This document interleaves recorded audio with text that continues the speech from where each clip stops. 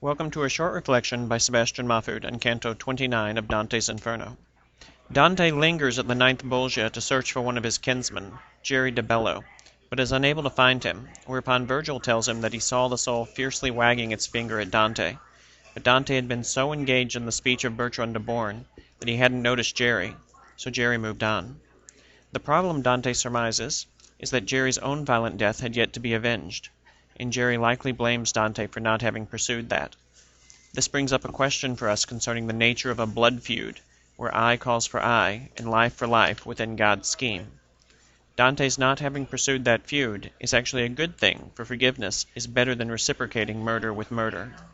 Dante enters the 10th and final Bolgia of the 8th circle, to a new diversity in pain and lament, which he describes as akin to all the diseases of Maremma and Sardinia, gathered together in one mote.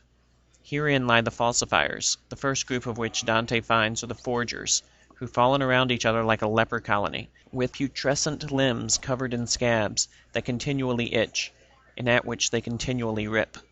Virgil asks one of the souls if there's anyone present who can speak in Dante's tongue, and an Aretine, a man from Arezzo, relates to him the story of his death, that he had been burned by Albert of Siena for failing to meet his promise to teach Albert how to fly in the air.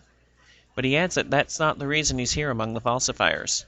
He had, rather, practiced alchemy in the world above, endeavoring to turn base metal into gold. Following this admission, a soul who is with him identifies himself by name. He is Capocchio, another alchemist, who boasts about how skillful an ape of nature he was. The art of counterfeiting is the worst of the sins of the 8th circle, not because it destroys nature in its absolute mimicry, but because it destroys the institutions of man that enable social intercourse to be mutually intelligible to all involved. When man first came together to trade goods and services, an act that led to the formation of community, the development of culture, and the expression of the rational faculty, which is the essential difference between man and the other animals, he entered into his relationships with others through an act of trust.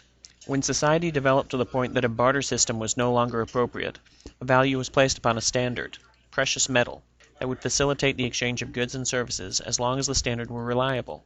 A counterfeiter debases that standard in his attempts to pass off base things for that of true value, like a student who plagiarizes attempts to pass off something that is no indication or demonstration of his or her learning for something that is.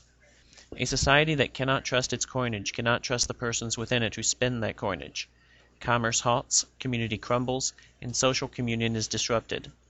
Our response to this is to be genuine in all that we do, and in all that we endeavor to trade on as our own.